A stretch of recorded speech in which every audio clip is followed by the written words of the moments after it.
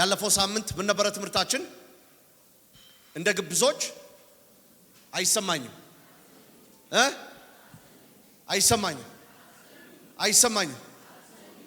አይሰማኝም ድገሙ። ቅድም ጠቀስ አድርጌያለሁ። አሁን ቀጥታ ያለፈው ሳምንት ተናግሬያለሁ። ከዚህኛው ሳምንት ጋር ተያያዥ ነው ብያለሁ። የሉቃስ ወንጌል ምዕራፍ 13 ቁጥር 10 ጀምሮ በሰንበት በአንድ ምኩራብ ያስተምር ነበር። እነሆም ከ18 ዓመት ጀምሮ የድካም መንፈስ ያደረባት ሴት ነበረች። እርሷም ጎባጣ ነበረች። ቀንታም ልትቆም ከቶ አልተቻላትም። ኢየሱስም ባያት ጊዜ ጠራትና አንቺ ሴት ከድካምሽ ተፈውሰሻል አላት። እጁንም ጫነባት። ያን ጊዜም ቀጥ አለች፣ እግዚአብሔርንም አመሰገነች። ቀጠለ። የምኩራብ አለቃው ግን ኢየሱስን በሰንበት ስለፈወሰ ተቆጥቶ መለሰና ህዝቡ ሊሰራባቸው የሚገባ 6 ቀኖች አሉ። እንግዲህ በእነሱ መታችሁ ተፈወሱ እንጂ በሰንበት አይደለም አለ። የምኩራብ አለቃው ሰው ሊሰራባቸው የሚገባቸው ስንት ቀኖች አሉ? 6 ቀኖች አሉ። በእነሱ ቀን ኑና ተፈወሱ እንጂ በሰባተኛው ቀን ወይም ደግሞ በሰንበት በሚባለው ቀን መታችሁ መፈወስ አትችሉ።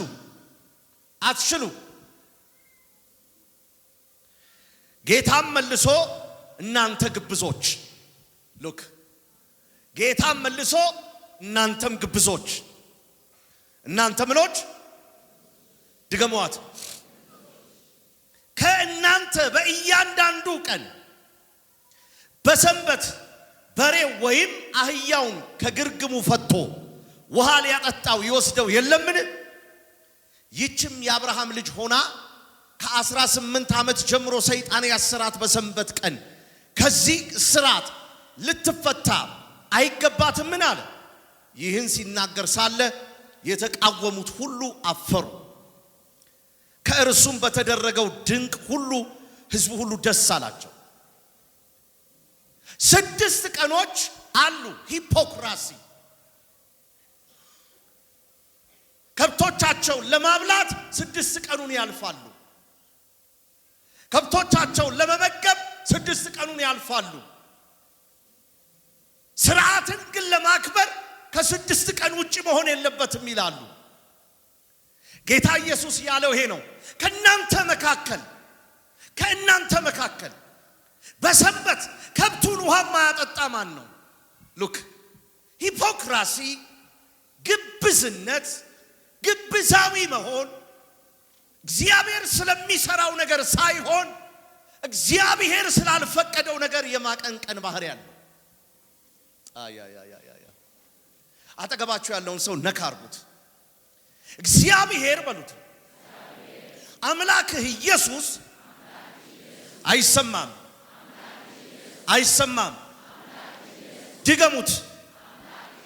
ድገሙት። ባንተ እንድሰራ ግብዝ አትሁን ይልሃል። ላንተ እንድመልስ ግብዝ አትሁን ይልሃል። ግብዝነት ጠባብነት ነው። ግብዝነት በክብ መስመር ውስጥ መቀመጥ ነው። ግብዝነት መመላለስ እንጂ መሄድ አይደለም። ግብዝነት አንድ አይነት ህይወት ነው። አንድ አይነት አስተሳሰብ ነው። ዛሬ ባንተ ላይ ከግብዝነት ስትወጣ ከታሰርክበት ትፈታለህ።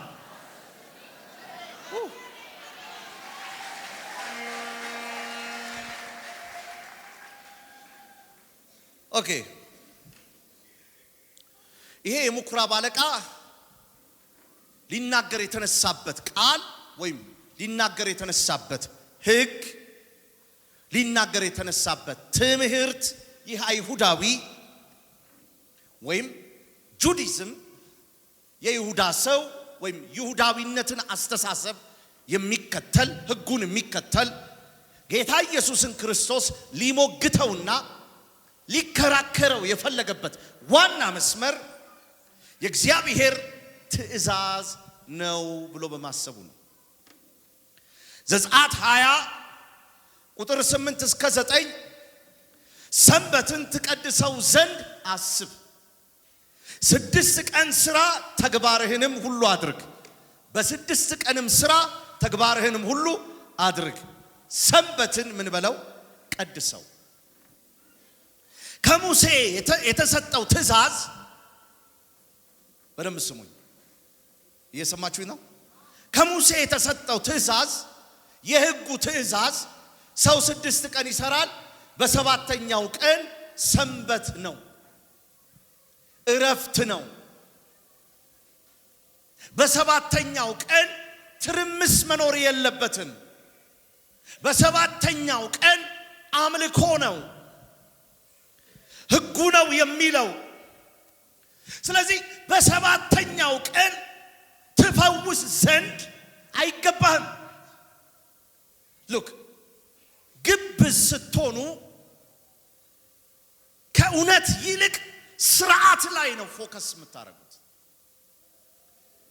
ግብዝ ስትሆኑ ከአምላካችሁ ማዳን ይልቅ የችግራችሁን ግዝፈት ነው የምትረዱት። ግብዝነት በባህሪው ማነቆ ነው። እንድትቀበሉና እንድታውቁ ያረጋችሁ፣ በነበራችሁበት ነገር እንድትቀጥሉ ነው የሚያረጋው። በሰንበት ቀን ትፈውስ ዘንድ አይገባም። ኮንሰርናቸው ስለ ተቀመጠው መስመር እንጂ ስለ ዳነችው ነፍስ አይደለም። አንዳንድ ጊዜ ስለ አምላካቸው ታላቅነት የሚያውቁ ግን የማይኖሩ በትንንሽ ችግር ውስጥ አጥር ተይዘው ሲቀመጡ ሳያዝናሉ። በጣም በብዙዎች ዘንድ ጌታ ይሄን አይችልም ብለው ባይናገሩም ካለፉበት ግን የግብዝነት ሕይወት የተነሳ አምላካችን ኢየሱስ ይሰራል ብለው ከማመን ይልቅ ቅድሚያ ሩጫቸው ወደ ሌላ ቦታዎች የሆኑ ብዙ ሰዎች አሉ። ግብዝነት ነው። ግብዝነት ነው። 18 ዓመት ስለጎበጠችዋ ሴት ጌታ ኢየሱስ ክርስቶስ በሙሴ ሕግ የተጻፈውን የሕጉን ሥርዓት በሰንበት ፈውስ ያደረገው አዲስ የሆነ አሰራር ስለመጣ ነው። አዲስ አሰራር ወደ ቤት ሲመጣ፣ አዲስ አሰራር ወደ ነፍስሽ ሲመጣ፣ አዲስ ማማሻታ ያካይ አዲስ ጉልበት፣ አዲስ የወይን ጠጅ፣ አዲስ ሲመጣ አሮጌውን ነገር አሮጌውን አስተሳሰብ ይዘህ ልትቀጥልበት አትችልም። አጠገባችሁ ያለውን ሰው ጨበጥ አድርጉት። ጌታ እንዲህ ይልሃል፣ አሮጌ አስተሳሰብህን አውጣ። በሉት ድገሙት። ተጠላልፈ የተቀመጥክበትን በሉት። አይሰማኝም። ግብዝነት ይህንን ከላይ ድፋ። አምላክህ ባንተ እንዳይሰራ፣ አምላክሽ ባንቺ እንዳይሰራ አሮጌ አቅማዳ ስለሆነ መንገድ ተዘግቷል። ይሄን አሮጌ አቅማዳ ከነፍስህ ላይ አውጣ።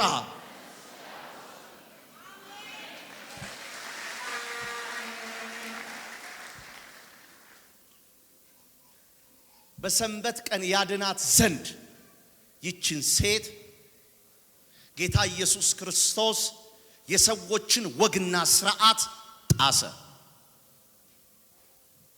ለምን ጣሰ? ምክንያቱም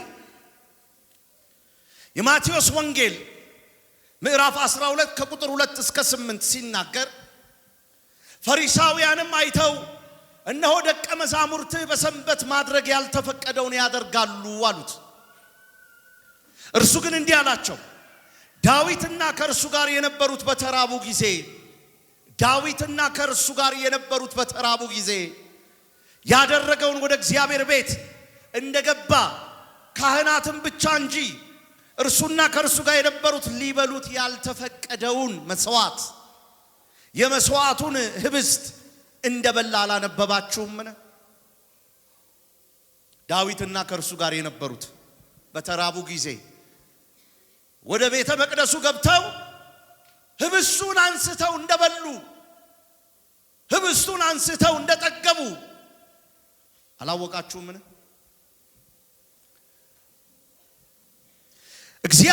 ወደ እግዚአብሔር ቤት እንደገባ ካህናት ብቻ እንጂ እርሱና ከእርሱ ጋር የነበሩት ሊበሉት ያልተፈቀደውን የመስዋዕቱን ህብስት እንደበላ አላነበባችሁምን?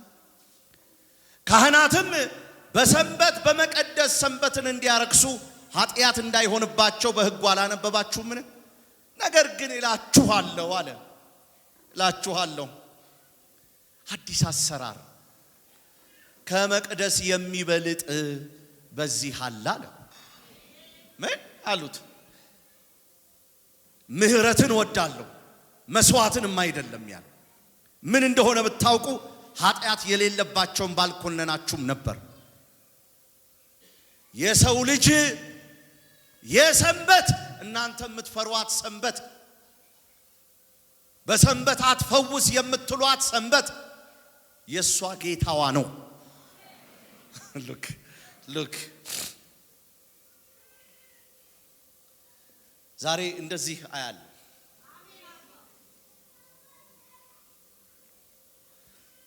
ለምን አዲስ ነገር ከኛ ፈለገ ካላችሁ ሊሰራ ስለወደደ።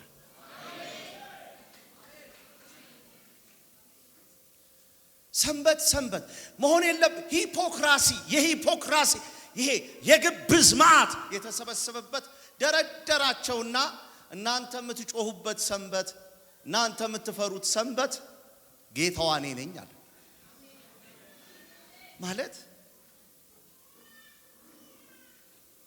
ሸክላው የሚሰራው ሸክላ ሰሪው ሸክላውን እንደወደደ እንደሚያረጋት ልክ ጌታዋም በሰንበት ቀን እንደወደደ ሰንበት እሱን ትፈራዋለች እንጂ እሱ ሰንበትን ትናንት እንደዛ ነበር።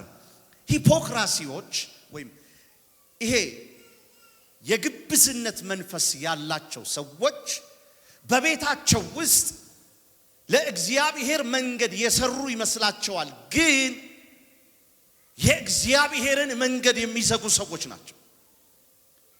ለልጆቻቸው፣ ለዘራቸው፣ ለቤታቸው፣ ለትውልዳቸው ለሚመሩት ወይም ለሚይዙት ነገር በፍጹም የበረከት መስመር አይሆኑም፣ እንቅፋቶች ናቸው። በሰንበት ቀን ስለዳነችው 18 ዓመት ሙሉ ስለጎበጠችው ሴት ሳይሆን መቅናት ሳይሆን ክርክሩ በሰንበት ቀን ይሄንን ለማድረግ እንዴት እንዲገባችሁ የሚያስፈልገው ነገር የግብዝነት መንፈስ ኢየሱስ ከሚባለው አምላካችን ውጪ ስርዓት ላይ ፎከስ የሚያደርግ። ለዚህ ነው ስለ ዘላለም ሕይወት ስናወራላቸው ሰዎች ስለ ዘላለም ሕይወት ሳይሆን የሚያወሩት የሃይማኖት አንጓ ያነሳሉ። ግብዞች ስለ ዘላለም ሕይወት፣ ስለ ዘላለም ሞት፣ ስለ ዘላለም ፍርድ ስንናገር አጥርና ግድግዳ ይነግሩናል። ግብዞች he doesn't care ስለ ግድግዳ፣ ስለ ዛፍ፣ ስለ እንጨት፣ ስለ ላይ፣ ስለ ታች አያገባውም። ጌታ ስለሱ ኮንሰርን የለውም። ኮንሰርኑ ያንተ ሕይወት ነው። ግብዝነት የጌታን የልቡን ዓላማ እንዳታውቅ ይከለክልሃል። ግብዝነት ውስጣዊው አይንሽ እንዳይበራ ይከለክላል። ዛሬ እግዚአብሔር ከምድሪቷ ላይ ግብዝነትን ያነሳል። እጆቻችሁን አንሱ። ተአምራት የተከለከልኩት በሉ። የእግዚአብሔርን ጉብኝት የተከለከልኩት በሉ። ግብዝ ስለሆንኩ ነው። አምላኬ ሆይ አስፈሪ በሽታ ለኔ እንጂ ላንተ የለም። አስደንጋጭ ዜና ለኔ እንጂ ላንተ የለም። አንተ ሰማይና ምድርን የፈጠርክ ልዑል አምላክ እግዚአብሔር የምትፈራው የለህም፣ የሚያሸንፍ የለህም፣ የሚያስደንቅ የለህም። በጌታ በኢየሱስ ስም ሰዎች የሳሉብኝ አለመከናወን፣ ሰዎች የሳሉብኝ አጥር የሆነ ህይወት፣ ሰዎች የሳሉብኝ ግዙፍ የሆነ ውድቀት፣ አስፈሪ ዜና በኢየሱስ ስም ከላይ ላይ አነሳለሁ። የተሰቀለው ኢየሱስ ብቻ ነው በኔ ላይ ታላቅ፣ በኔ ላይ አዳኝ።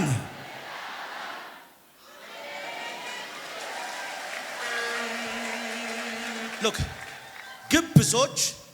ግብዞች መድኃኒቱን ትራሳቸው ላይ አድርገው ይተኛሉ። ግብዝነት ውስጥ የሌሉ ደግሞ መድኃኒቱን ይውጣሉ።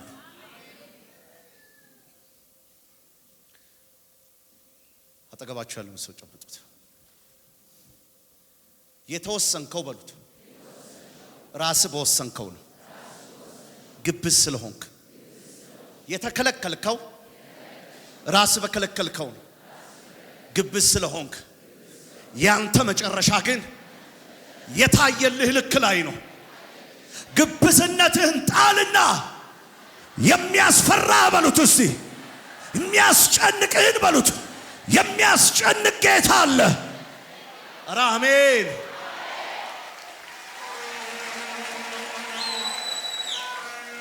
ግብዝነት በባህሪው እንደ ጭምብል ነው። እንደ ጭምብል ነው። ምን አልኩኝ በሉት እስቲ። አይሰማኝም፣ አይሰማኝም። አዎ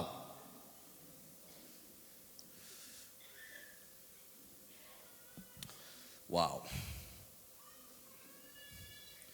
ዛሬ ለብዙዎች አዲስ ነገር ይሆናል።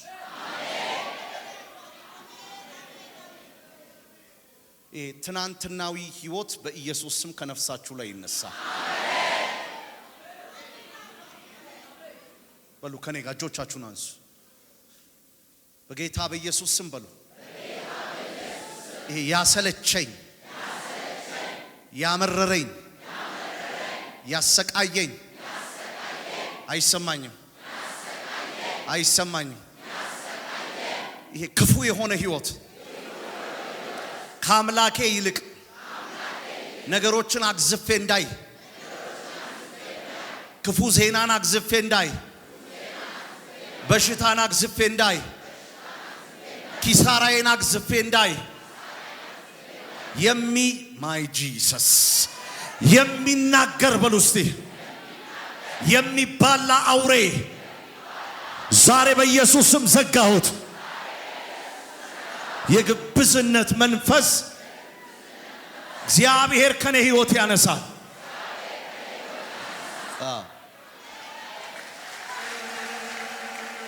በዮሐንስ ወንጌል ምዕራፍ 2 ላይ ከቁጥር 18 ጀምሮ እስከ 22 ያለውን ላንብብ። የዮሐንስ ደቀ መዛሙርትና ፈሪሳውያን ይጦሙ ነበር። መተውም የዮሐንስና የፈሪሳውያን ደቀ መዛሙርት የሚጦሙት ያንተ ደቀ መዛሙርት ግን የማይጠሙት ስለምንድን ነው አሉት። ስለምንድን ነው አሉት። ኢየሱስም አላቸው በደንብ ስሙ። ሙሽራው ከነሱ ጋር ሳለ ሚዜዎች ሊጾሙ ይችላሉን? ሙሽራው ከነሱ ጋር ሳለ ሊጦሙ አይችሉም። ነገር ግን ሙሽራው ከነሱ የሚወሰድበት ወራት ይመጣል፣ በዛ ጊዜ ወራት ይጦማሉ ካለ በኋላ ባረጀ ልብስ አዲስ ራፊ የሚጥፍ የለም። ቢደረግ ግን አዲሱ መጻፊያ አሮጌውን ይቦጫጭቀዋል፣ መቀዳደዱም የባሰ ይሆናል። ባረጀ አቅማዳ አዲስ የወይን ጠጅ የሚያኖር የለም። ቢደረግ ግን የወይን ጠጁን አቅማዳውን ያፈነዳል፣ የወይን ጠጁም ያፈሳል፣ አቅማዳውም ይጠፋል። አዲሱ የወይን ጠጅ ግን በአዲስ አቅማዳ ያኖራሉ። ሉካውን ላስረዳችሁ። በአይሁድ ሰርግ ከመከናወኑ 7 ቀን በፊት ጀምሮ ብዙ አይነት ስራዎች ይሰራሉ። ሰዎቹ ጊዜያቸውን፣ ሰዓታቸውን፣ ወቅታቸውን ሰጥተው ምን ይላሉ? በደንብ በሙሽራው ቤት ያሳልፋሉ። ሙሽራው እስካልመጣ ድረስ፣ ሙሽራው መጥቶ ግብዣው እስካልተጀመረ ድረስ ምግብ አይበላም። በደንብ ስሙኝ። ልክ ሙሽራው ገባ ሲባል የአይሁድን ሰርግ ነው ምሳሌ አድርጎ ያነሳላቸው። ሙሽራው ገባ ሲባል ሁሉም ምን ይላሉ? ይበላሉ። ሌላ አላምታታቸውም። ኢየሱስ ያለው ቀጥታ የጠየቃቸው ይሄ ነው። የሚያወሳስብ ነገር አላላቸው። ያላቸው ይሄ ነው። ሙሽራው እያለ ሚዜ ሳይበላ ይቀመጣል አላቸው። እንዴ ሙሽራው እያለማ ይበላል አላቸው። አዎ ኦኬ፣ እኔም እያለው ይበላል አላቸው። ማለት እኛ የዮሐንስ ደቀ መዛሙርት ምን እያደረግን ነው? ሂፖክራሲ፣ ግብዝነት። sometimes ትራዲሽናል የሆኑ ጉዞዎች አሉ፣ መንፈሳዊ የሆኑ ጉዞዎች አሉ። አሎ ኦኬ፣ መጾም የሚጀመረው መቼ ነው አላቸው። መለመን የሚጀመረው መቼ ነው አላቸው። ንጉሱ ወይም ሙሽራው ከመካከላቸው ምን ሲወሰድ። ኦኬ፣ አሁን በዚህ ዘመን ይጾማል፣ ይጸለያል። ኢየሱስ አብሯቸው እያለ ግን ምን አይባልም? አይጾምም፣ አይጸለይም። ለምን? የሰርግ ሰዓት ነው። ንጉሱ በመካከላቸው አለ። ፌሽታ ነው፣ እልልት። ማይ ጂሰስ ዜና አለ። ብዙዎቻችሁ እንደ ዮሐንስ ደቀ መዛሙርት ማለት ነው። ንጉሱ እያለ ንጉሱን ሳታዩ ብዙ ነገር እያረጋችሁ ነው። በዛም እግዚአብሔርን ያስደሰታችሁት እየመሰላችሁ ነው። ዛሬ ግን የሚሆነው እንደዚህ ነው። ይሄ ባህላዊ የሆነ ነገር ይወልቃል።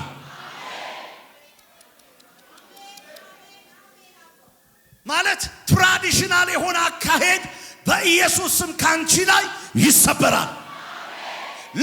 ለየት ያለ ነገር ይሆናል። ያ አሁን ቤትሽ ውስጥ እባብ ተጣለ ቢባል ያዙ ይልቀቁኝ ብለሽ አትጮሂም። እባብ ተጣለ ቢባል ትናንትና ሌላ ነበርሽ። ትናንትና ያዙ ይልቀቁኝ፣ ውሰዱኝ፣ አድርሱልኝ፣ ፓስተር ከሌምጣ ምናምን። አሁን ግን ደስ አይደለም። በጌታ በኢየሱስ ክርስቶስ እኔ ማውራ ይሄ ነው። ሶስተኛና ሁለተኛ ሆነ ከመኖር የኢየሱስ ልጅ ሆነ። አንድ ሰው ጮሆ ሰምቼ ማላውቀውን ታምራት በጆሮ ይሰማለሁ ይበል። ሰምቼ ማላውቀውን ነገር በህይወቴ ይሆናል በሉ።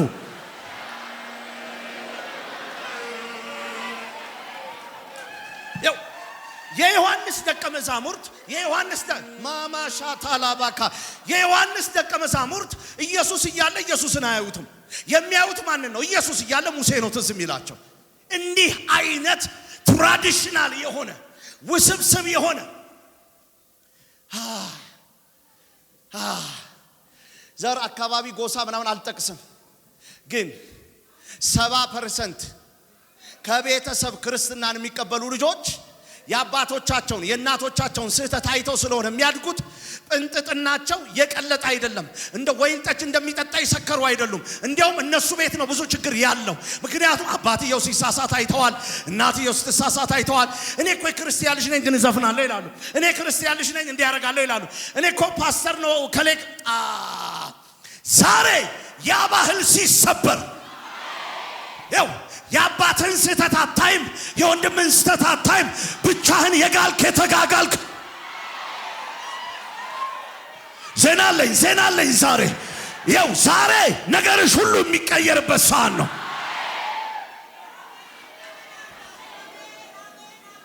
ሉክ ኪነቶ የሚጠጡ ተመልከቱ፣ ወይን ጠጅ የሚጠጡ ባክግራውንዳቸውን በጠቅላላ ተመልከቱ። የሆነ ሲጠጣ ያዩት ሰዎች አሉ።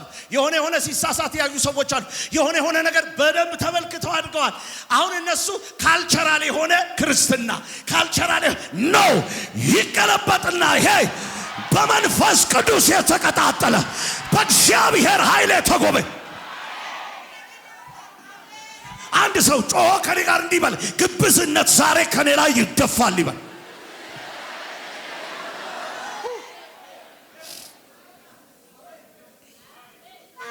ዜና አለኝ። እግዚአብሔር ድሪቷችንን ከላያችን ላይ ያነሳዋል።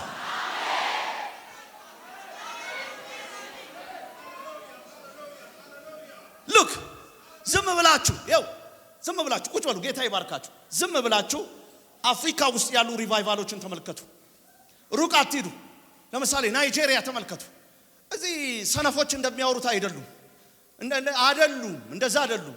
ስፔሻሊ ባትሞክሩት ይሻላችኋል። ናይጄሪያ ክርስትና እዚህ እንደሚያወሩት አይደለም። የት ያውቀዋል? እዚህ ያለው እኮ በርገር እየበላ ነው። እዛ እኮ በዚህ አስማተኛ፣ በዚህ እንደ ነችና የሰው ጭንቅላት ራስ ይዞ ቡዱ እየሰራ አስማት እየሰራ በመካከል ያለ ጴንጤ ለጥቂት ደቂቃ ሸፈፍ ቢል የሚገባበትን ስለሚያውቀው ሱፐርማርኬቱ ላይ ገብተህ ስታወራው I rejected in the name of Jesus ይላል by the blood of Jesus አልገባም ዝም ብለህ ገብተህ ተመልከታቸው እየሄዱ የሚያወሩት እየሄዱ I cover by the blood of Jesus ይላል አስፋልት ላይ አይፈሩም ለምን ጦርነቱን ያውቁታል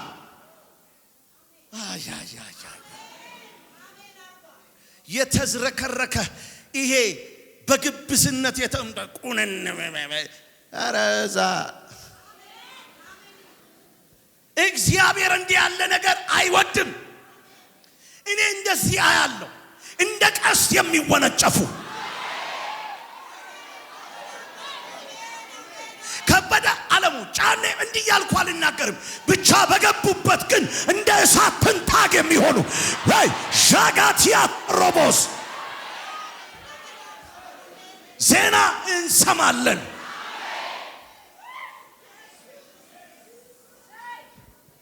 ንጉሱ አብሮ እያለ የዮሐንስ ደቀ መዛሙርት ሌላ ስራ ይሰራሉ ጭራሽ ይከሱታል ምንድነው ያንተ ልጆች የተለዩት ምንድነው ማለት ምን ለማለት ፈልገው ነው የኛን ትእዛዝ የማያከብሩት ምን ለማለት ሲባል ሙሽራው አብሯቸው አለ እንዲህ ያለው እቺ ቅድም ሲናገራት የነበረውን አፍሪካ ሀገር ላይ ያለው ስፔሻሊ ናይጄሪያ ያለው ልናገር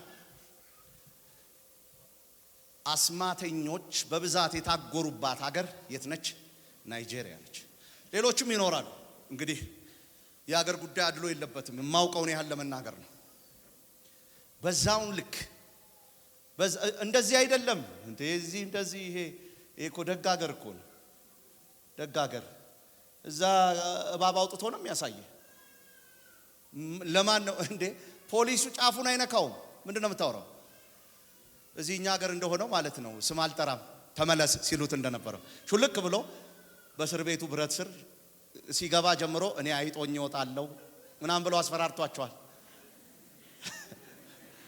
ገባችሁ አይደል አካም ጅርቱ እሺ እና ሹልክ ተመለስ ሲለኝ እንደሱ አይደለም እዛ ጅብ አስፋልት ላይ ይዘው ይወጣሉ ግቡና ጎግል ላይ ይውት ጅብ አስፋልት ላይ እንዴ ነችና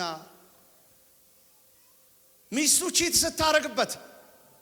ቺት ስታረግበት ይሄንን ከተረዳ በኋላ ቡዱ የሚያረጉ ጋር ይገባና ቺት አድርጋ በተኛችበት ሰዓት ላይ ይጣበቁ ብሎ አስመትቶ ይመጣል ሉክ እንደ ማስቲሽ እንደሚላቀቅ ፓስተር ካልመጣ መንፈሳዊ ሰው ካልመጣ ዜና ሄዱና ግቡና አንብቡ ለምን አደገኞች ናቸው በዛ መሃል እኮ ነው ሲበሉ in the name of Jesus የሚሉ ፋይተሮች እኔ እኮ ለምን እናንተ ግራ እንደገባችሁ ባላውቅም የሚገባችሁ ግን ካንበሳና ከድብ ጋር በረሃ ላይ ወስዶ ያታገላችሁ ዛሬ ምክንያቱ ይገባችኋል የሆነ ነገር እንደሚሆን ይገባችኋል የአስማተኛ ምድር የጠንቋይ የመተት እንዴ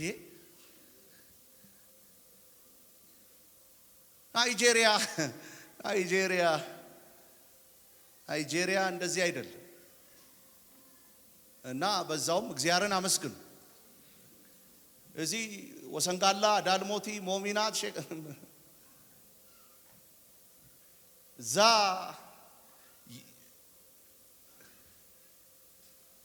ጉድ ነው የምታዩት ጉድ ምን ለማለት ፈልጌ ነው አሮጌ አቅማዳ አሮጌ አስተሳሰብ ለጠላታችሁ መዳረሻ ምክንያት ይሆናል አሮጌ ነገር ስትሆኑ አሮጌ አስተሳሰብ ሲኖራችሁ ጠላት አንደኛውን የሚሰራው እንዲደርስባችሁ የሚያስችል ስራ ማድረግ ነው እኔ ዛሬ እንደዚህ ያለው ሲበሉ ጭምር ሚስጥር የሚያዩ ልጆች ይነሳሉ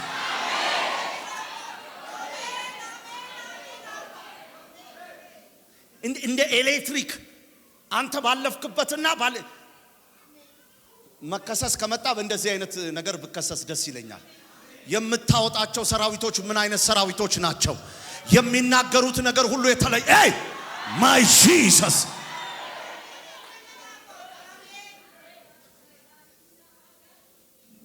እንዲህ ያለው አስተሳሰብህ ይቀየራል። ይሄ ለትንሽ ለግጭት ለክርክር ከሌ ሸፋፋ ነው ከሌ እንትን ነው እግሩ ነው ከሌ ከቡታጅራ ነው እንዲህ ተራ አይመጥንህም ላንተ። ሰው በሚሞትበት ሰው ባጋንንት የሚታሰርበት ምድር ላይ ከከበደና ካለም ከሹሉቃሽ ጋር ተያይዘ ሐሰተኛ ነው ተው። ይልቁኑ አንተ ማሰብ ያለብህ አሁን አንድ ነገር ነው፣ የሚሞቱትን ለመታደግ ግብዝነትን ከላይ ላይ አንስተ ምድረ በዳ በሆነበት ምድር ላይ ምንጭ ለማፍለቅ ሞትና ሬት ያለበት አካባቢ ላይ እንደ ጨው ጣዕም ለማምጣት ዜና አለኝ የሚል ሰው አንድ ሰው ጮህ አሜን ይበለኝ።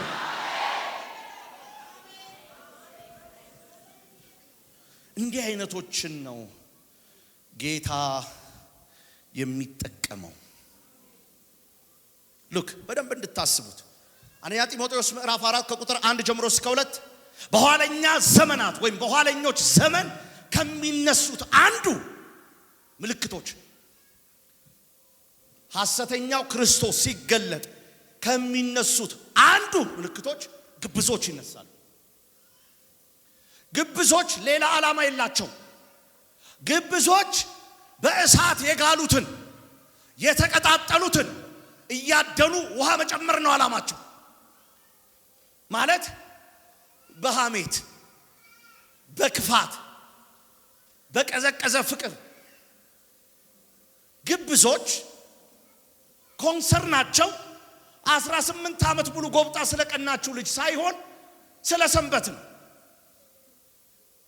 ጌታ ኢየሱስ ለሰንበት ጌታዋ ነኝ አለ። ከነፍስ ይልቅ የሚያተኩሩት ምናምን ነገር ላይ ነው።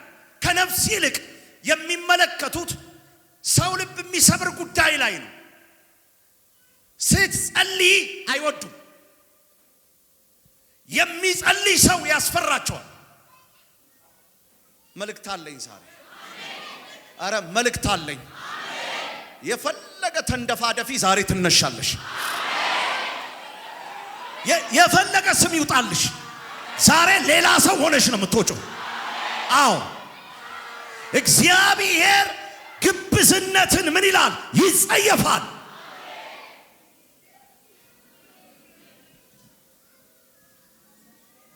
በቃ እይታቸው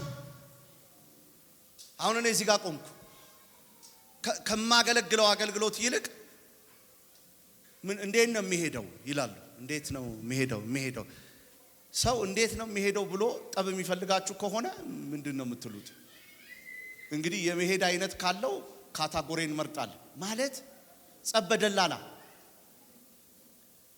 ነገረኞች እግዚአብሔር ቤታችሁ ላይ ከሰራው ነገር ይልቅ ያልሰራው ነገራችሁን የሚመለከቱ ስትግሉ ስትቀጣጠሉ ማይወድ መልሶ ካልቸሩስ ለመክተት መልሶ ውሃ ለመጨመር እንዲህ አይነት ወጥመድ ዛሬ ይሰበራል። አይሰማኝም ጩና መንፈል ተጀመረ። ሄራካያስ ኦራባሻታያ ኤልሳ ነገ በሰማሪያ አንድ ስቅል በአንድ መስፈሪያ አንድ መስፈሪያ በአንድ ስቅል ሲል እንዴት ይሆናል? እንዲህ አይነት ሰዎች እንዲህ አይነት ማንነት እግዚአብሔር ዛሬ ያነሳና ስትራመዱ ስትጓዙ አቤት የኔ ጌታ ስንቶቻችሁ ታምናላችሁ? ለምን ዛሬ በዘይት እንደምጸልይ እናንተ ላይ ታውቃላችሁ? አዲስ የድል ቀን ስለሚሆንላችሁ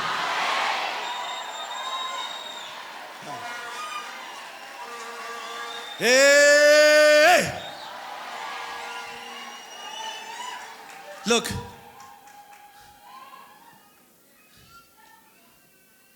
አሁን እናንተ ከግብዝነት ከወጣችሁ ዛሬ ማታ ጌታ እንዲህ ያደርጋል ሲባል እንዴት ሆኖ የሚል የለም ማለት ነው።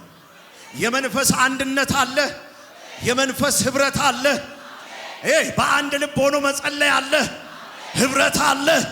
ያንን ጸሎት እግዚአብሔር ምን ይለዋል? ያጸናዋል።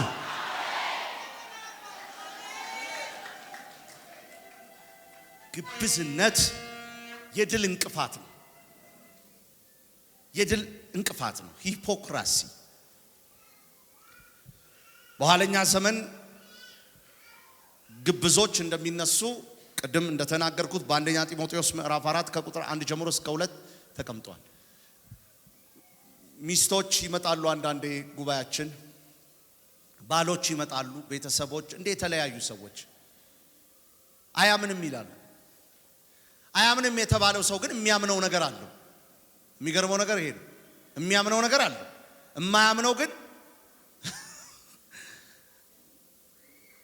እሷ ያመነችውን ነገር ሊሆን ይችላል። ለምሳሌ በቀላሉ ፈውስ እንዳለ አያምንም። እፈወሳለሁ ከሚል ይልቅ ዶክተር ከሌ ያድነኛል በሚል ሙሉ ማረጋገጫ ይሰጣቸዋል። የኔ ህይወት እግዚአብሔር ይቀይረዋል፣ የኔንና የልጆቼን ዘመን የማመልከው አምላክ ይቀይረዋል ብሎ ሲናገራት አይመስለኝም የምትል ሴት ትኖራለች። እንጀራ ለመብላት ግን ታምናለች። የዛሬው የዘይት ቀን ምንድነው የሚፈጥረው ተጽዕኖ? ግብዝነት ያለበት ቦታ ፍለፊት አይታይም፣ ዝግ ነው። የግብዝነትን አጥር እግዚአብሔር ሲያፈርሰው ዛሬ የታየልሽ ነገር ላይ ትገቢያለሽ።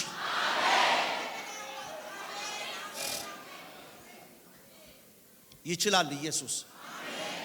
ባይዘዌ ግብዝነት የሌለባቸው ሰዎች ለጌታ ምቹ ከመሆናቸው የተነሳ አንሹዋል የሆኑ ነገሮች ነው በህይወታቸው የሚሆነው።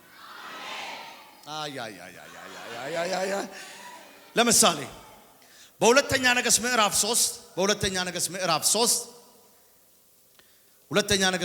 3 ከኔ ጋር ናችሁ አይደል?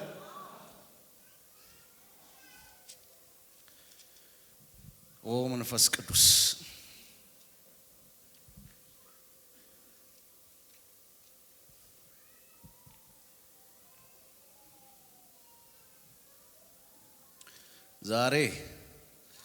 ዛሬ ብዙዎች ይፈታሉ።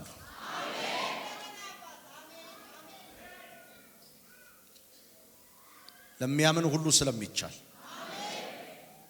አሜን ነው ወይ? የሚገርመው ነገር ይሄ ነው። ይኸውላችሁ ይሄ ነው የኔ ጌታ በሉስ። በይ ጮሂና በይስ። እዚህ ሆነሽ ዛሬ እሑድ ነው አይደለ? እርግጠኛ ነሽ አለቆችሽ እንደሌሉ፣ ግን ያንቺ ነገር አለቆችሽ የሌሉበት ሰዓት ላይ አሁን በዚህ ሰዓት ላይ መሰራት። ይኸውላችሁ እንዲህ አይነት አከራካሪ ነገር ነው ዛሬ የሚሆነው።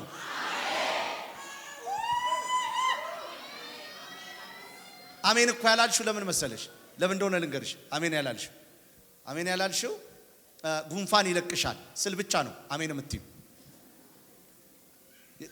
በቃ ያንቺ ጌታ ለጉንፋን ብቻ ነው። የኔ ጌታ ግን በሉት አጠገባችሁ፣ አረ ንገሩት ባካችሁ፣ ሰማይና ምድርን የፈጠረ በይ ዛሬ በኔ ዘመን በይ እስቲ ሆኖ የማያውቅ ነገር ያደርጋል። ግብዝነት ከላይ ላይ ይነሳል።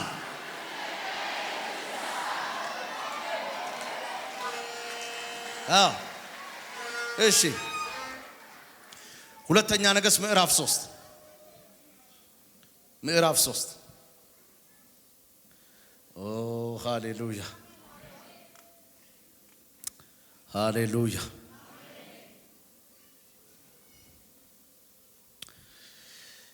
ይህ ክፍል ሁለተኛ ነገሥት ምዕራፍ 3 ስፔሻሊ ከቁጥር 16 ጀምሮ ዘለቅ ብዬ አልገባበትም።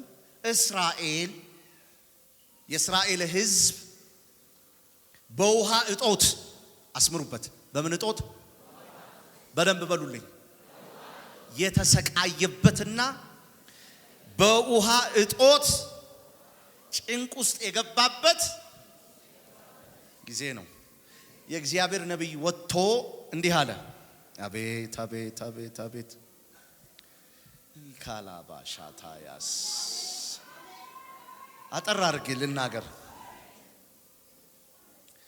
ውሃውን ማምጣት ብቻ አይደለም እግዚአብሔር አለ። ውሃውን ማምጣት ብቻ ሳይሆን አለ ውሃው ሳይመጣ በፊት እናንተ ቆፍሯል። ምን ነው? ስለ ውሃው ተውት አለ። ምን ይላል ቀጥሎ? እንዲህም አለ እግዚአብሔር እንዲህ ይላል፣ በዚህ ሸለቆ ሁሉ ጉድጓድ ቆፍሩ። እግዚአብሔር እንዲህ ይላል፣ ምን አታዩ? ነፋስ አታዩ። ምን አታዩ? ዝናብ አታዩ። የቆፈራችሁት ጉድጓድ ግን ይሄ ሸለቆ ግን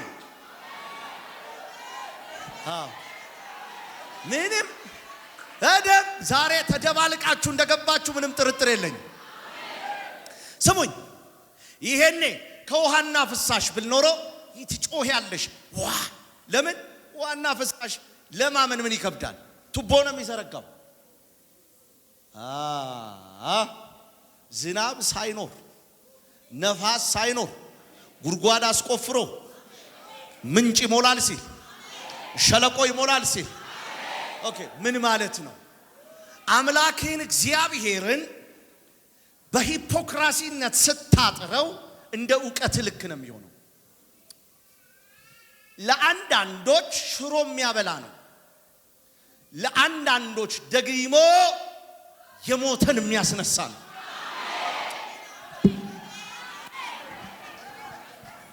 ለአንዳንዶች በጉንፋን ነው። ለአንዳንዶች ደግሞ ያለቀ ካንሰር ያበቃ ነገር ችግር የለም። ችግር የለም። አይን በሚያጠፋ ጭቃ አይን ማብራት የሚችል እሱ ብቻ ነው። ይሄንን አንጎልህን ዛሬ የግብዝነት ቲያትር ከውስጥ ካወጣ አምላክ ማን ነው ስትባል መጠን ታጣለታለህ። ያለና የነበረ እርሱ ልኮ ዜና አለኝ ዛሬ። አጠገባችሁ ያለውን ሰው ጨብጡት። ግብዝነት ስታወጣ በሉት ሜዳው ሰፊ ይሆናል። በሉት በሉት በሉት በሉት በሉት። አይሰማም አይሰማም። ድገሙት። አይሰማም። ጥላህ ላይ ፈውስ ይሆናል። ልብስህ ላይ ፈውስ ይሆናል። የምትነካው ፈውስ ይሆናል።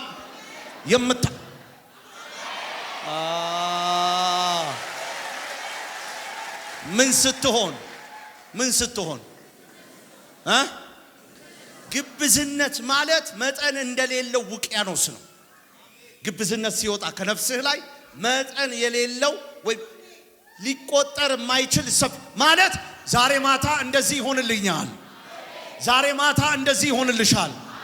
ያስጨነቀሽ ብቻ አይደለም ለማስጨነቅ ያሰበሽ ጭምር ይጠረጋል። አሜን በሉ እስቲ።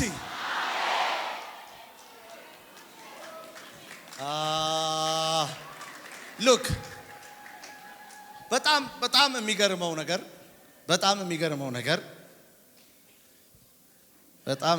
ነገር ያዕቆብ እንደዚህ ብሎ ይናገራል ግብዝነት ያለባቸውን ሰዎች በያዕቆብ መልእክት ምዕራፍ 1 ከቁጥር 7 እስከ 8 ሁለት ሐሳብ ላለው በመንገዱ ሁሉ ለሚወላውል ለዚያ ሰው ከጌታ አንዳች አገኛለሁ ብሎ አያስብም። ከጌታ አንዳች ነገር ላለማግኘት ምክንያት የሆነው ሁለት የሆነ ሐሳብ ነው። ሁለት ሐሳብን ግብዝነት አይችልም የሚል አይችልም ምን እኮ አታወጧትም፣ ግን አማራጭ ትፈልጋላችሁ። ዛሬ እንደዚህ ይሆንላችኋል።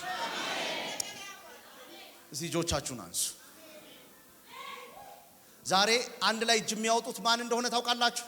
ይኸው እንዲህ ብዬ በምሳሌ ላስረዳችሁ። መውለድ ያልቻሉ ብቻ አይደሉም፣ ማህፀን የሌላቸውም ዛሬ እጅ አሁን እየገባችሁ ነው? ኦኬ እየገባችሁ ነው? አሁን መንጃ ፈቃድ ያላችሁ ብቻ አይደለም፣ ይኸውላችሁ ወይም የሆነ ነገር ብቻ አይደለም፣ ምንም ነገር የሌላቸውም ጭምር በእምነት የሚያወጡበት። እንዴት አድርጌ ላስረዳ? ቆይ አድምጡኝ። አንዳንድ ፋር የሆኑ ጸሎቶች አሉ። ገና 18 ዓመቷ ነው። ስለምታገባውና ስለምትወልደው ልጆች ብዛትና መልክ ይዞታ ማንኛውም ነገር የምትጸልይ ልትኖር ትችላለች። እቺን ሴት ቀረብ ብለህ ካያሃት ግብዝነት የለባትም። ሉክ ለምሳሌ ሰይጣን በዚህ በኩል ያበቃልሻል ያከትምልሻል እያላት፣ እሷ ግን ከዚህኛው ወሬ ጋር የማይመች ትልልቅ ፕሮጀክቶች ይዛ ስታወራ ልታያት ትችላል። ይኸውላችሁ ግብዝነት የሌለባቸው ሰዎች ያስታውቃሉ። ግብዝነት ማለት መቆነን አይደለም። ግብዝነት ማለት በሰፈርከው ኪስ አምላክህን መመጠን ማለት ነው። አልገባችሁ? የሰፈርከው ያንተ ዕውቀት የአምላኬ ልክ እሱ ነው ብለህ የምታስብ ከሆነ ግብዝ ነህ።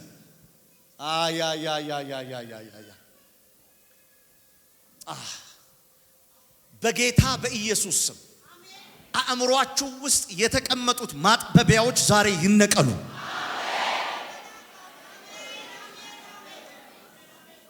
ግብዝ ያልሆኑ ሰዎች ይኸውላችሁ በደንብ እርማት ይሰጣል። ግብዝ ማለት መቆነን አይደለም። ግብዝ ማለት ከተባለው ነገር ውጪ የሚረዳ።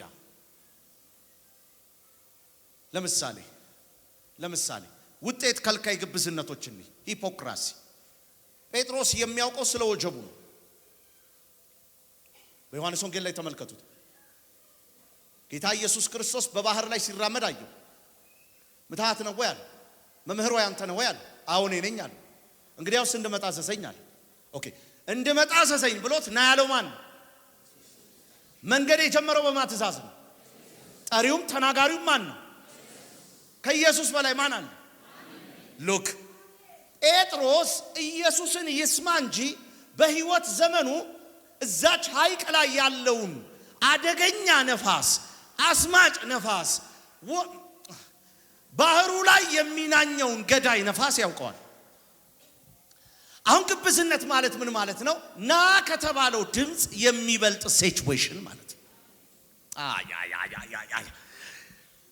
አንተ የማታምን አለው። ምን ስለሆነ? ጴጥሮስ ስለሰመጠ ወደ ግራና ወደ ቀኝ አየ፣ ማዕበልና ወጀቡን ተመለከተ። እውነቱ ግን ከማዕበልና ከወጀቡ በላይ የሚበልጥ ማዕበልና ወጀብ ያለው ማን ነው? የጠራው ጌታ ነው። ኦኬ ግብዝነት እውነትን ሳይሆን ባህልን ነው እንድታውቁ የሚያደርገው። ግብዝነት ትክክለኛውን ነገር ሳይሆን የተጨበረበረ ነገር እንድትረዱ የሚያደርገው። ግብዝነት የላችሁም ማለት ለወጀቡ ጆሮአችሁ ተደፍኗል ማለት ነው። ማማሻታይ ግብዝነት የለባችሁም ውስጣችሁ ማለት ኑ ስትባሉ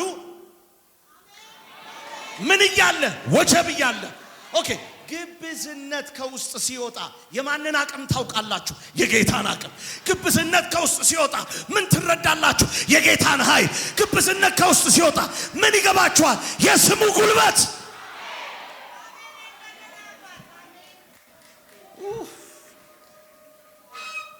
ዛሬ በሉ ከኔ ጋር ጀምሬ የተበላሹብኝ ነገሮች አምላኬ ረስቶኝ ሳይሆን ግብዝነት ገብቶብኝ ነው። ዛሬ ይሄን ግብዝነት ከነፍሴ ላይ አወጣለሁ።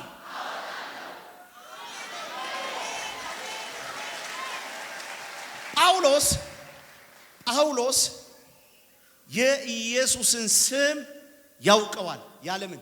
ያለ ግብዝነት። እሺ ያለምንም ከልካይ በወጣበት በገባበት ቦታ ሁሉ ልብሱን እስኪሻሙበት ድረስ ተአምራት ይሆናል። ልብሱ አይደለም ምክንያቱ፣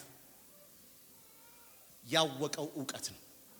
ሉክ ስለ አንዳንድ ሰዎች ቆማችሁ የምትከራከሩት ሰው ምን ነካችሁ እስኪላችሁ ድረስ ጥብቅና ይዛችሁ የምትከራከሩት ምን ስትሏቸው ነው? ስታውቋቸው። ካላወቃችኋቸው ግን መሃል ሰፋሪ ነው የምትሆኑት። በሚደረገው ጦርነት ውስጥ ዝም ብላችሁ መጨረሻውን ታያላችሁ። ማወቅ ግን ኃይል ይሰጣል። እንድትናገር ያረጋል፣ እንድታረግ ያረጋል። ዛሬ እንደዚህ ነው የሚሆነው። ብዙ የሚያማምር ውጤት፣ በጣም ብዙ የሚያማምር ድል ሊሆን ኖሮ ግን በግብዝነት ምክንያት ከግራና ከቀኝ በተነሱት ወጀቦች ሌላ ዕውቀት ሰጥቶ ወደ ኋላ ያስቀራችሁን የምትበትኑበት ዕለት ነው። ምን ነው ጌታ ይችላል ስትባሉ ላለመቻሉ ምንም ጥርጥር ስለሌላችሁ ማለት ይችላልም ብቻ ስለሆነ ጭንቅላታችሁ ውስጥ የተጠቀጠቀው ሰዎች ይችላል ወይ ብለው ሲጠይቋችሁ በጣም ትደነቃላችሁ። ዘመናችሁን ሙሉ ምን ስለሚሆን ስለሚችል ስለሚያረግ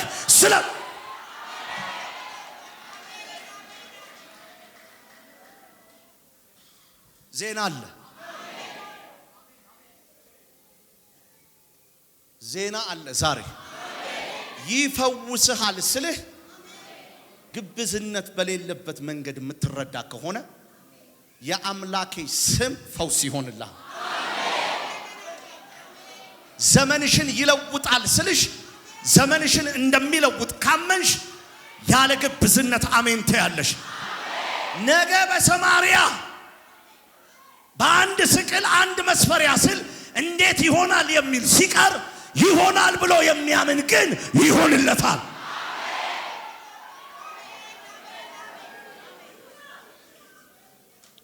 ኦ መንፈስ ቅዱስ፣ ኦ መንፈስ ቅዱስ በብዙ ነገር እንቅፋት ውስጥ የገባችሁ ለምን ዛሬ ዘይት በእናንተ ላይ እንደሚሆን ይገባችኋል።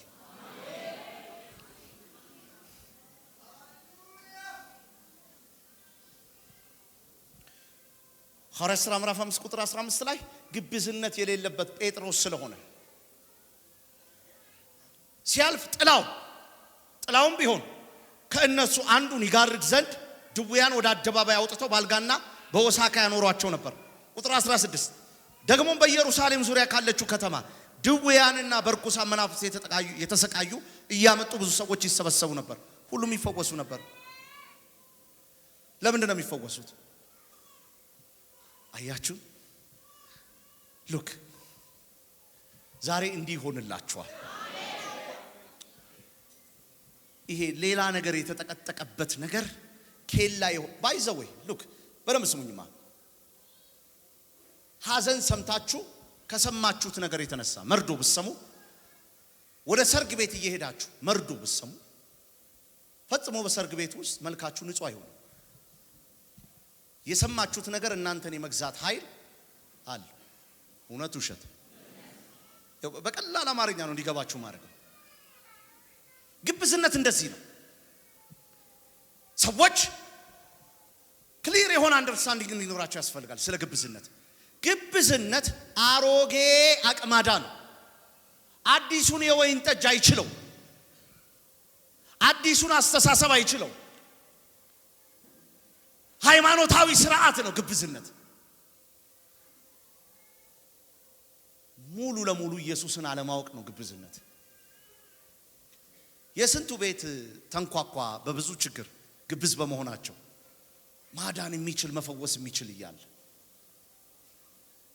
የስንቱ ኑሮ ተናጋ። መቼም ማግኘት የሚችሉት እኛን ስለሆነ እኛ ላይ ፈነጫሉ። ችግራቸውን አያዩም እነሱ። እውነታው ግን እሱ አይደለም። ጴጥሮስን ማን ያሰመጠው? ማን ነው ተጣሪውን ትክክል አይደለም ብሎ ሊጠይቀው የሚችል? የለም። ይሄን ልናምን ይገባል። በህይወታችን ድል ያላመጣ ነው ግብዞች ስለሆነ ሂፖክራሲ 18 ዓመት ጎብጣ ከነበረችውና ከተፈወሰችው በሰንበት ቀን ከዳነችው ሴት ሰንበትን ለማቀንቀን የመጡት ፈሪሳውያንና የሕግ መምህራን ዝም ነው ያስባላቸው ኢየሱስ። እናንተ የምትከራከሩለት ሰንበት እናንተ በጣም የምትዘሉላት ሰንበት እኔ ጌታዋ ነኝ አለ። አዲስ ነገር መጥቷል ማለት ነው።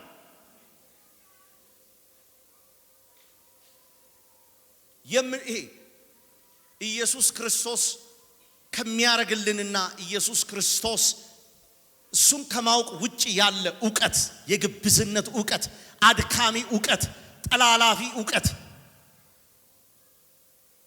ሕክምና ላይ የሚሰሩ ሰዎች ቤት ቁጠረው ቢናገሩ HIV የያዘውን ሰው ካውንስሊንግ ሲያረጉ የሚያዩት መከራ። ጤነኛ እግሩን ዘንጦ በቃ በደንብ እግሩን እንትን ብሎ የገባ ሰው እግሩን አጣምሮ ውጤቱን እየጠበቀ ካውንስሊንግ ያስፈልጋል ስትለው ነው የሚለው። ለምን? ገና ካለችው ሰዓት ጀምሮ ምንድነው የሚሆነው? ከምኑ ከሰማው ቃል የተነሳ ግብዝነት ሰውን መረብ የማረግ ኃይል አለ። ዛሬ ከኢየሱስ ይልቅ የበሽታ አደገኝነት የሰማችሁ የኢኮኖሚ አደገኝነት፣ ይሄ ጠላፊ አስቀሪ መጨረሻችሁ ነው፣ እንደዚህ ነው፣ አትረቡም፣ አትጠቅሙም ይላችሁ ሌላ አይደለም። ዛሬ በእናንተ ላይ የሚለቀቀው ዘይት ያው እግዚአብሔር ምስክር አጥራ ዘልሎ ነው የሚያወጣችሁ። ለምንድን ነው አሜን የማትሉት? እጆች ወደ ላይ ይነሱ። እንባዬ በሳቅ ይቀየራል በሉ እስቲ። ዛሬ በሉ እስቲ። ግብዝነት ይሄንና ያንን እንዳላረግ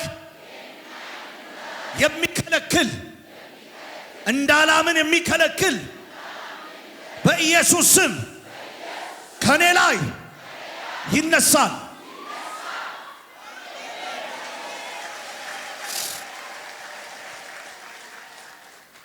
ያንተ ህልውና ያለው ያንቺ ህልውና ያለው ዓለም የምታወራው ችግር ላይ አይደለም፣ ወይም ዓለም የምታወራው ሰላም ላይም አይደለም። ያንቺ ማንነት ያንተ ማንነት ያለው በመስቀል ላይ የተሰቀለው የናዝሬቱ ኢየሱስ ላይ ነው። ሌላ ትኩረት አያስፈልግም። ሌላ ምንም አያስፈልግም። ና ስትባል እንዳትራመድ የሚከለክል በግራና በቀኝ ተጠምዶ የሚቀመጥ ግብዘኝነትን ብቻ የሚያጠቃ እንዲህ አይነት ኢንፎርሜሽን ዛሬ ደፋሁት በኢየሱስ። እንዲያውም ዛሬ እንደዚህ ይሆናል። የጀመራችሁትን ጉዞ ትጨርሳላችሁ። ምንም የሚመጣ ነገር የለም። እግዚአብሔር ድንቅና ታምራትን ያደርጋል። የጀመራችሁት ነገር ተከናውኖ በደንብ ስሙ አልቆ ለእግዚአብሔር ክብር ምስክርነት ትመጣላችሁ። አንድ ሰው ጮክ ብሎ እወርሳለሁ ይበለኝ እስቲ። ድገሚ እስቲ። የተባለልኝን እወርሳለሁ በይ እስቲ። ወጀብ አያስቀረኝም በይ እስቲ። ማጣት አያስቀረኝም በይ እስቲ። ችግር አያስቀረኝም በይ እስቲ። በኢየሱስ ስም በሽታ አያስቀረኝም።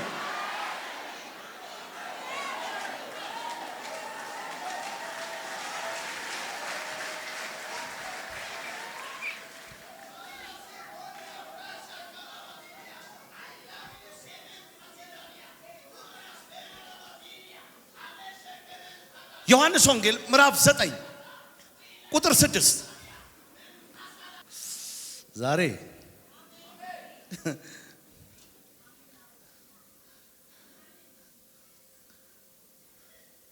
ምን አይነት ነው ብለው ይጠይቃሉ። ሰውን እንስማ ወይስ እግዚአብሔርን እንስማ?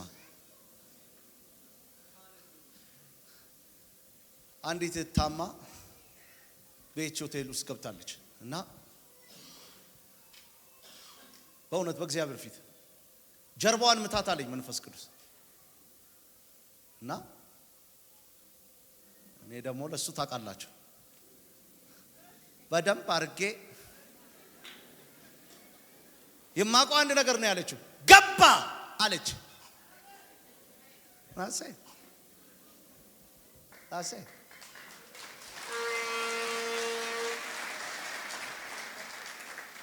ግብዝነት እጅግ ክፉ ነው።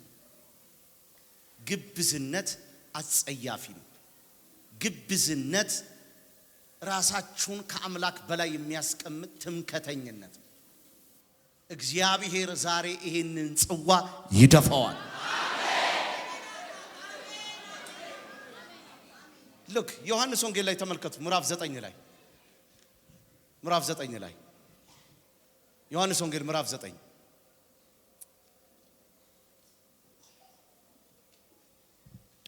አይነ ስውር ሆኖ ስለተወለደው ልጅ ነው። በመንገድ ሲያልፍ ከተወለደ ጀምሮ አይነ ስውር ሆኖ የተወለደ ሰው አየ። ደቀ መዛሙርቱም ረቢ ሆይ ይህ ሰው አይነ ስውር ሆኖ እንዲወለድ ኃጢአትን የሰራ ማን ነው? እርሱ ራሱ ወይስ ወላጆቹ ብለው ጠየቁት። ኢየሱስም እንዲህ ሲል መለሰ፣ እርሱ ወይም ወላጆቹ ኃጢአትን አልሰሩም። ይህ የሆነው ግን የእግዚአብሔር ሥራ በእርሱ ሕይወት እንዲገለጥ ነው። ቀን ሳለ የላከኝን ሥራ መፈጸም ይገባኛል፣ መስራትም አለብን። ማንም ሊሰራ የማይችልባት ሌሊት ይመጣል። በዓለም ሳለው የዓለም ብርሃን ነኝ እኔ ነኝ። ይህን ካለ በኋላ በምድር ላይ እንትፍ ብሎ በምራቁ ጭቃ በጀ። የሰውየውንም አይን ቀባና ሂድ በሴሊሆም መጥመቂያ ታጠብ አለው። ሴሊሆም ማለት የተላከ ማለት። ሰውየውን በምን ቀባው? በጭቃ። እስቲ በጭቃ በሉ። look there is no hypocrisy። ያምናል። ጭቃም ይሁን ምንም ይሁን ያምናል። ኮመኖች አይደሉም። በዚህ ውስጥ የምንመለከተው የአዲስ ኪዳን ቤተክርስቲያን አማኞች ሊከተሉት የሚገባው የመንፈስ ቅዱስን እንቅስቃሴ ነው። ውስንነትን አይደለም።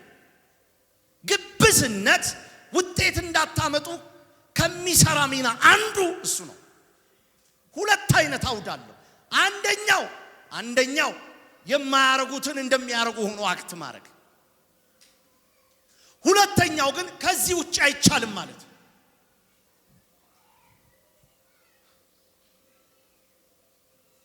በሰንበት ቀን ከናንተ አህያው ወይም በሬው ቢገባ የማያወጣ ማን? ሰንበት ነው ብሎ የሚቀር የለም። ጌታዋ ብድግ ብሎ ምን ይላል? አውጡ እርዱኝ ይላል። ሰንበትም ቢሆን ዜና አለኝ ዛሬ። ውስንነት ከነፍሳችሁ ይወጣል።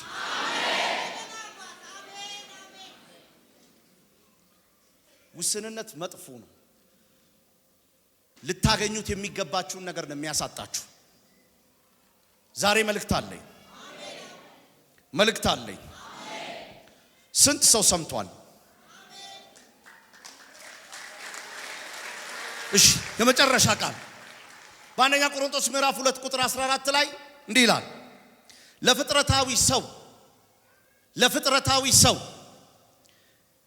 የእግዚአብሔር መንፈስ ነገር ሞኝነት ነውና አይቀበለውም። በመንፈስ የሚመረመር ስለሆነ ሊያውቀውም አይችልም። መንፈሳዊ ሰው ግን ሁሉን ይመረምራል፣ ራሱ ግን በማንም አይመረመርም። ሞኝነት ነው ለፍጥረታዊ ሰው። ኤክስ በኤክስ ይጣፋል፣ ዋይ በዳስተር ይጠፋል ይላል። ለፍጥረታዊ ሰው ሞኝነት ነው። እመን ትድናለህ፣ ሞኝነት ነው። እመን ትድናለህ፣ ሞኝነት ነው።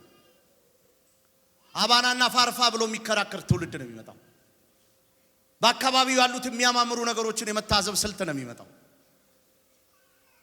ወገኖች ዛሬ አንድ ነገር ይሆናል። እግዚአብሔር በሃይማኖታዊ ካባ፣ በስጋዊ ካባ፣ በፈሪሳዊ ካባ፣ በሕግ ካባ፣ በነገሮች ካባ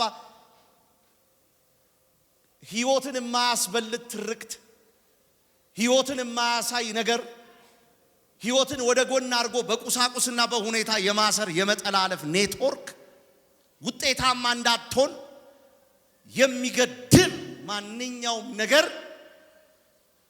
ከግራና ከቀኝ የሚነሳ ወጀብ ከመንፈሳዊነት ወደ ፍጥረታዊነት ለመመለስ የሚደረግ ሰይጣናዊ ስልት፣ የግብዝነት ንፋስ እግዚአብሔር ዛሬ የሰሜንን ነፋስ አስነስቶ ይበትነዋል። ስትግል የማይወድ ስትቀደሽ የማይወድ ውስጥሽ መነቃቃት ሲሆን የማይወድ አንቺን ለማጥፋት አንተን ለማጥፋት የሚንተከተከውን በራድም ያልሆነውን ሕይወትን በቃ የሚፈላው ሕይወትን በሆነ ነገር ውሃ ለመጨመር የሚታገል በመድሪቷ የሚንቀሳቀስ ዘንዶ ሪቫይቫል የሚቃወም ዘንዶ ግለት የሚቃወም ዘንዶ፣ በማመን መቀበል እንዳለ የሚቃወም ዘንዶ በኢየሱስ ስም አናቱ ይተረተራል ዛሬ።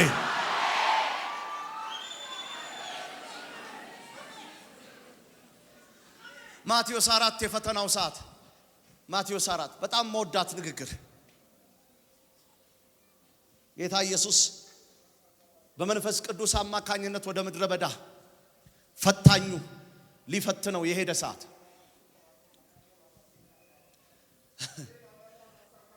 ድንጋዩን ምን አርግ በእውነት እኮ ይሄ እኮ አንገብጋቢ ኢሹ ነው። ድንጋዩን ዳቦ አድርግ ማለት ስልጣንን አቢዩዝ ማረግ ካልተቻለ በቀር ወይም ደግሞ ያለ ጊዜው ስልጣንን እንዲጠቀም ካልሆነ በቀር በእውነት እኮ 40 ቀንና 40 ሌሊት ተርቧል ይላል እኮ መጽሐፍ ቅዱስ ራሱ። ግን አያችሁ ስሙ ማን እንደሚል ፈታኙ። ለዚህ እኮ ነው ዮሐንስ ራእይ ምዕራፍ 19 ላይ ዓለምን ሁሉ ያሳተው ይላል፣ ዲስትራክት ያደረገው እና ባለመቻል የተሻለውን ነገር ባለመምረጥ ከፍ ያለውን ነገር ባለመምረጥ ሊፈትነው ወደ ኢየሱስ መጣ። በጣም ሲምፕል። ግብዞች የማይወዱትን አምፒሲሊን ነው የወጋው። ሰው በእንጀራ ብቻ አይኖርም፣ ሰው በእንጀራ ብቻ አይኖርም ተብሎ ምን ማለት ነው? ምን ማለት ነው? ያለፈው ሳምንት ነግሬያችኋለሁ። ደቀ መዛሙርቱ ታንኳ ላይ ወጡ። ጌታ ኢየሱስ ክርስቶስ ስንቶቻችሁ ነበራችሁ ያለፈው ሳምንት? ክብር ሁሉ ለኢየሱስ ይሁን፣ አሜን።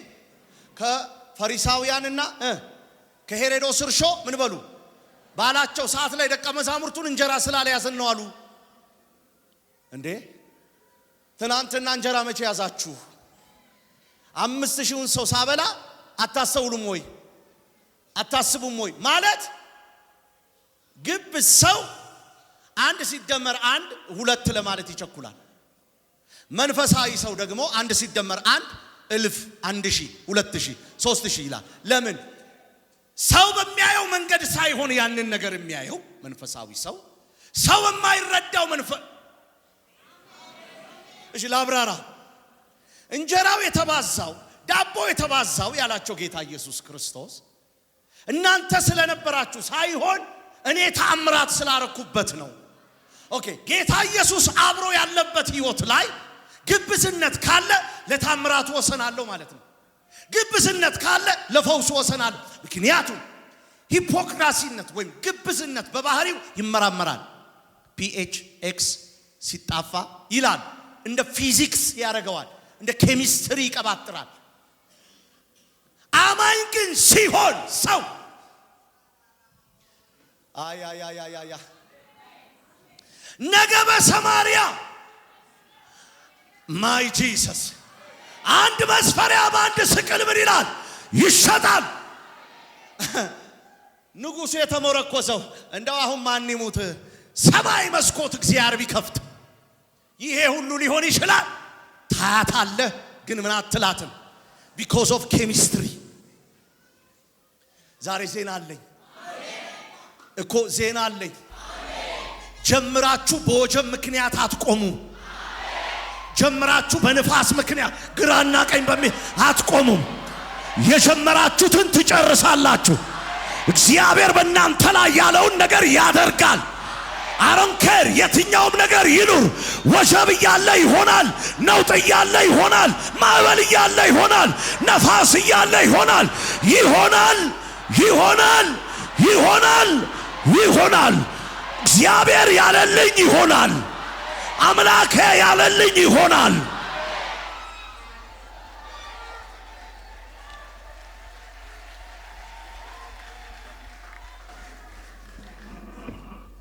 እንዴት ሰማይ እንደሚከፈት እንዴት እህሉ እንደሚዘረገፍ እኔ አላውቅም። መጽሐፍ እንደዚህ ይላል፣ ሚስጥሩ ግን ለአምላካችን ነው ይላል። አያችሁ? አዎ እንዴት መካኒቷ እንደምትወልድ እኔ አላውቅም። እሱ ግን ምን ይላል ያውቃል። እኔ ምን እላለሁ አምናለሁ። እንዴት የሞተው ነገር እንደሚነሳ እኔ አላውቅም። እሱ ግን ምን ይላል I'm not ሂፖክራሲ ውስጥ ያለው ሰው አይደለሁም። ግብዝ አይደለሁም። ሰማይ መሬት መሬት ሰማይ ይሆናል ቢለኝ ዛሬ አዎ ልክ ነን።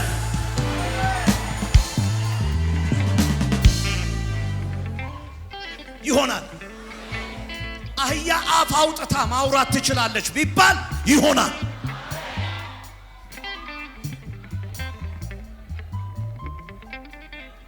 ዜና አለኝ። በለቅሷችሁ ላይ ታላቅ ሳቅ ይሆናል።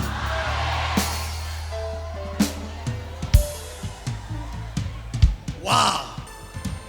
በወጀባችሁ ላይ ታላቅ ሰላም ይሆናል።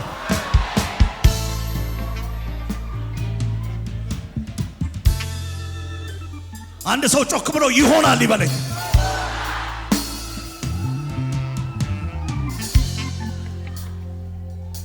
መንገድ ላይ አትቀሪም።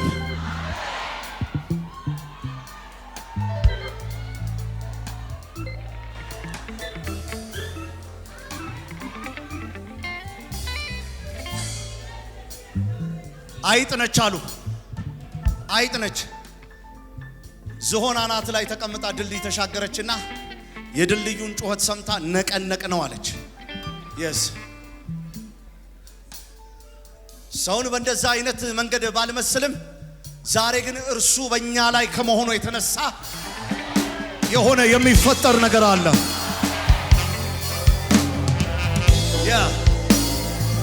ታምራት ይሆናል። ታምራት ይሆናል። የተዘጋው ነገርህን አንድ በአንድ እየተሳሰበ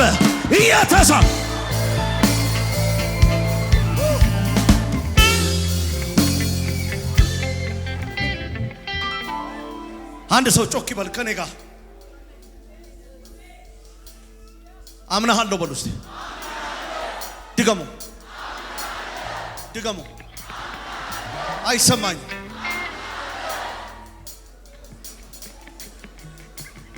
ድገሚ።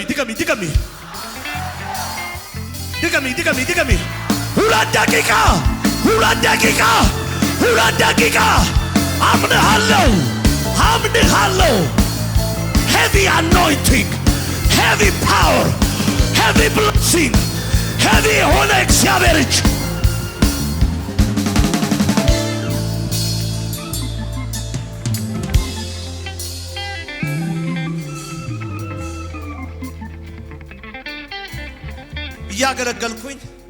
እያገለገልኩኝ የእግዚአብሔር ድንቅ ሥራ ከሆነላት አንዲት ሴት መካከል በጣም የሚገርመኝ የቦሌው ላይ አለች። ምናልባት እዚህ ውስጥ ትኖራለች። እየጸለይኩኝ ነው ጉባኤ ውስጥ እና ሆዷ ተነፍቷል። ትኖራለች ብዬ አስባለሁ። ትኖራለች። እናንተም ታቋታላችሁ ምለውን ሴት እንዲህ አለች። ወደ እሷ እየመጣሁ ነው እየጸለይኩ። አትችልም፣ ለቀህ ትወጣለህ። ሰው እንዴት ወደዛስ ሊሆን ይችላል? ወደዚህ ሰው እንዴት ይተኩሳል? ግብዝነት ከላይ ላይ የተነቀለ ጊዜ ዝም ብለህ ወደ ሌላ ቦታ ሳይሆን የምታየው መጀመሪያ መንደርህ ውስጥ የተተረማመሰው ማጽዳት ትጀምራል። እሺ ዛሬ መልእክት አለኝ። በጌታ በኢየሱስ ስም በሉ። በእኔ ላይ እርግማን አይቀጥልም።